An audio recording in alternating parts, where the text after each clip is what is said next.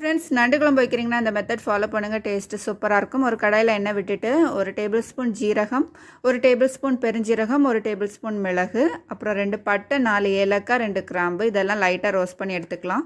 அப்புறம் ஒரு ஃபுல் பூண்டு ஃபுல்லாகவே உரித்து நம்ம எடுத்துக்கலாம். ஒரு சின்ன லெமன் சைஸுக்கு இஞ்சி அதையும் சேர்த்து நல்லா கொஞ்சம் வதக்கிட்டு 3 வெங்காயம், 3 தக்காளி, அப்புறம் 1 டேபிள் ஸ்பூன் வத்தல் பொடி, மல்லிப்பொடி, கரம் மசாலா, ஆச்சி குழம்பு தூள் எல்லாமே ஈக்குவல் அளவுக்கு எடுத்துகிட்டு ஒரு சின்ன டீஸ்பூன் மஞ்சள் தூள் அதையும் சேர்த்து நல்லா வதக்கி கொஞ்சம் ஆற விட்டு அரைச்சி எடுத்துக்கலாம்.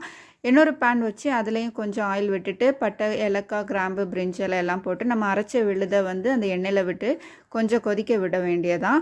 இப்போ நம்ம வாஷ் பண்ணி வச்சுருக்க நண்டு எல்லாமே சேர்த்துக்கலாம். இந்த நண்டு குழம்பு ரைஸுக்கு, சப்பாத்தி, டிஃபன் எல்லாத்துக்குமே டேஸ்ட்டு சூப்பராக இருக்கும்.